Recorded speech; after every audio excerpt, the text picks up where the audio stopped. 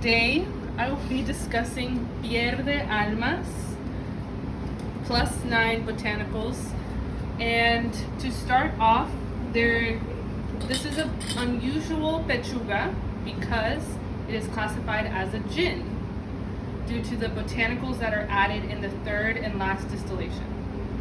And these botanicals is what classifies it as a gin. You can call it a mezcal gin or an agave gin to your guest.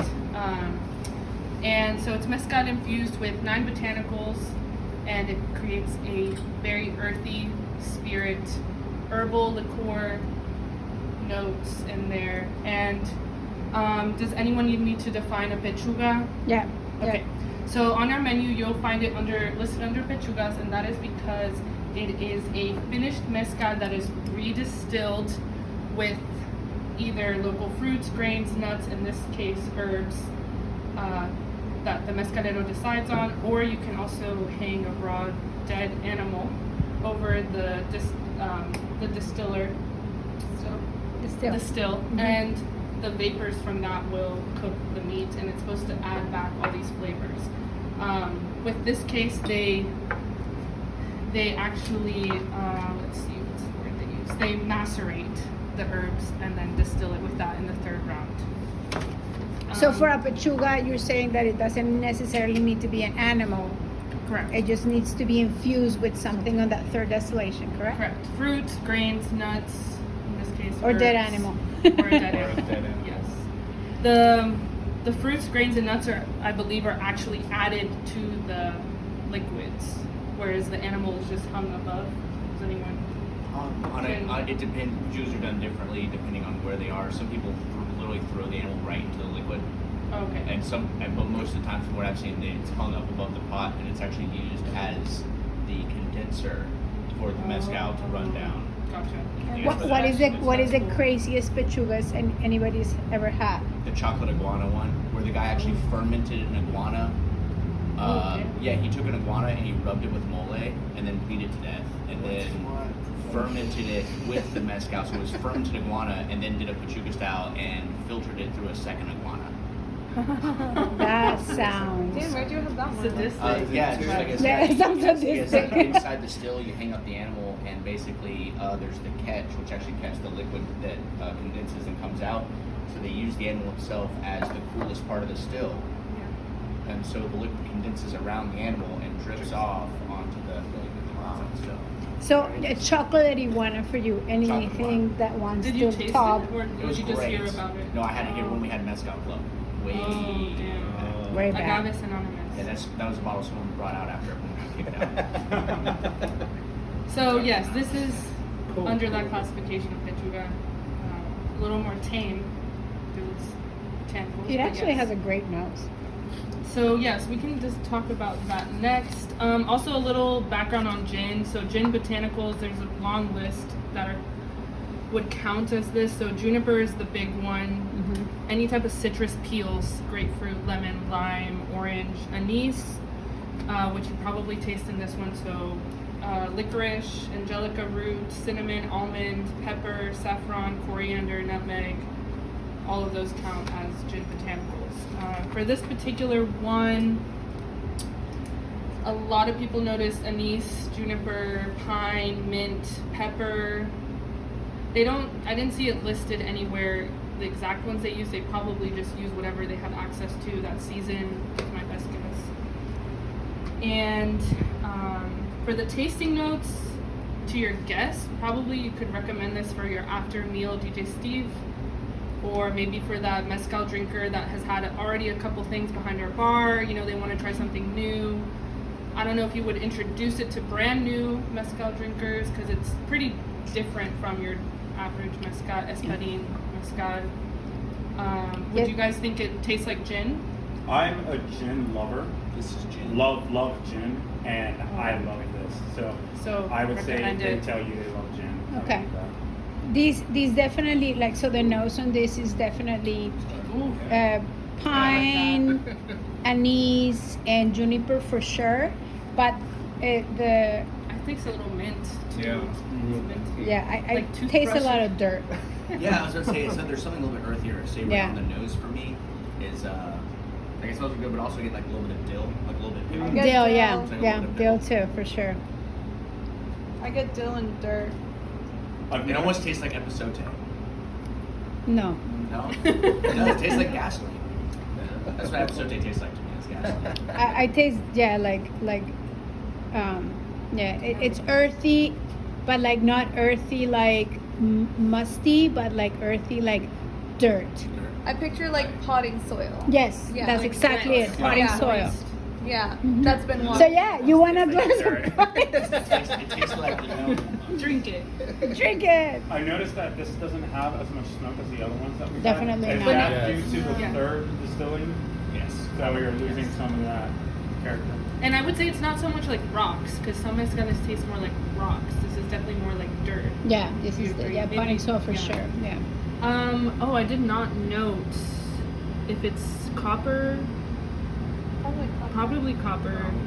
Probably copper still. And you said that this is 100% espadín. Yes. Okay. And the ABV is 45 for this specific lot, but they tend to vary between the different batches. What do we know about the mezcalero? Yes. Who's doing this? Is that the next? So the mezcalero is Gregorio Valesco Luis, and from what I can tell, he is the sole mezcalero for Pierde Almas. They Okay. don't have any more than him. It is in Oaxaca. Specific town is San Luis del Rio, which is like southeast of Oaxaca City, and it's a little small town, and there is a river that flows through the town. So this San Luis del Rio is del maguey de Madrecuche that we tried yesterday. Yeah, and the double gate Pachugas from there as well. Okay. And my holgorio Yep. that I did. So Yep. we tasted all mezcal from San Luis del Rio. We got tons Dude, of that's cool. San Luis del Okay. Rio. Good. That'd be good. That's where we need to go. Yeah. San Luis del Rio. San Luis Yeah. del Rio. Map it. Exactly. It's hard to Pin get it. to. I Pin already it on looked- the I map. already looked. It's hard to get to. Good. I Better. love We can it. have Even it better. And- Backpack trip.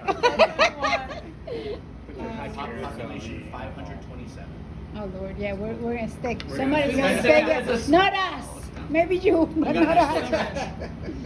Go to church and give me this. Let's see here. What else? So right now I saw on Astor Wines you can buy a bottle for $75. That's not so bad. 750 milliliters. This specific bottle was bought in, from what I can tell, December of 2014. So it is 7 years old. We should try to sell what's left. The only Okay. person Or who just wants sell it it is to us. Freddie, I think. Okay. She always wants it. They What could- did they you should know come in. about the Pierde Almas? Yes. So this next topic is the brand itself, and so apparently they have a wild agave reforestation program, and I looked all on their social media, and I couldn't find like direct proof of that, but apparently they do have a reforestation program, and so what I did find was this blog post from this interview, I think from like 2018, where the owner, his name is right here, Jonathan Barbieri. He's Italian from New York, and he went to Oaxaca first, planned to go, he's an artist, he's a painter, and he went to Mexico for 6 months. He then went to Oaxaca, and then he stayed there for another like 20 years. And his sole purpose there was to paint, but he fell in love with mezcal, and he found this mezcalero, and he like became part of their family, and they started bottling mezcal. They were already making mezcal, but then with his help they started bottling it and selling it and distributing it. It's a really funny blog post. It's a little cheesy. He's a little pretentious. He's Italian. He's Italian. But other than that, it was interesting to see. And now the big thing here is that they were actually bought out in May of 2018 by Diageo. Does Okay. anyone know? Mhm. Is it my pronoun? Diageo, yeah. Which is multinational alcoholic beverage company. They do Bacardi, right? Or they have the Bacardi time. floats. And, Diageo and Pernod Yeah. are the two biggest ones. But yeah, huge. I guess they're British apparently. Here I have a list of like all those name brands that you see like billboards and advertisements for they own it. So Kettle One, Ciroc, Captain Morgan, I always want to say Capital, Bailey's, Tanqueray, Guinness, Smirnoff, Crown Royal, Don Julio, and then the big like gossipy thing is they're the ones that bought out George Clooney's Casamigos in 2017 for $1 billion. $1 billion. $1 billion. Yes. It is Damn. Billion with undisclosed. a B. Okay, who wants to move to Oaxaca? Yeah, you guys want to start up a random mezcal company and sell it But for $1 billion? the amount that they bought Pierde Almas for is they don't Undisclosed. undisclosed. Of So- course, they're going to disclose George Clooney's brand. but Yeah. No idea how much they. So, what else do they have in their roster? They have another pechuga. They have just a straight up espadín. They have. It's pretty small. They have like 4 or 5 other bottles in total. And I think it'd be interesting to see. I mean, I was surprised that you can still buy it. So they're obviously still making Pierde Almas, but when you go to Diageo's website, you don't see this label anywhere. There's no like real mention of them on their actual website. It was only through like news or blog posts that I found that they bought them out. So that's weird. I don't know why they're not actually represented on their website. It'd be interesting to buy one now and see like what does it taste like. Like have they preserved their practices, or are they just sticking the same label on it? And you said that they were bought out in 2018. Yes, 2018. And Diageo now has 4 tequila brands: Casamigos, Don Julio de Leon, El Peligroso, I've never heard of them. And they have 2 mezcales, Casamigos Mezcal and now Pierde Almas Mezcal. Okay. Let's see, what else? I didn't mention the other day, but Pernod bought Vita. I mean, they bought Double Gay What? in like 2018, 2019, yeah. Pernod Yeah. USA owns Lord. Which is interesting. Yeah, I mean, I guess they're all being bought out, but I don't know like what role they play if they're actually going in there being like, no, this is wasteful, like this is costing too much money, we need to change this, you need to change that. But they're still getting the certification, so they must be. Is Almas de Piedra or Piedra de Almas? They're still a functioning company. Like, are you know that? From what I can tell, yes. Okay. Sometimes what will happen with the large conglomerates when we go into foreign countries and like buy up like certain farmers or small brands like this, is they're not really looking for the actual brand, they're looking for all the resources that are there. So they'll actually go in, purchase the area out and say for the next 10 years, you're going to give us all your agave for the price that we're going to sell it to. You can't use the brand without our permission though. So you can't bottle anymore, you can't do it unless we give you permission, but all of your crops and stuff. And if you're a farmer in a developing country, I mean, that's consistent money that you're getting. 10 years, And some people are willing to do that in return for not being able to really use their brand. And in some cases, it's also exploitative too.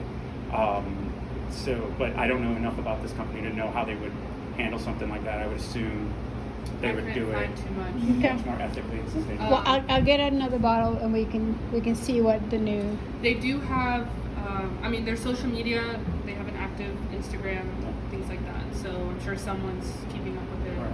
Cool, awesome. Thank you, Yep. Kat. Good job.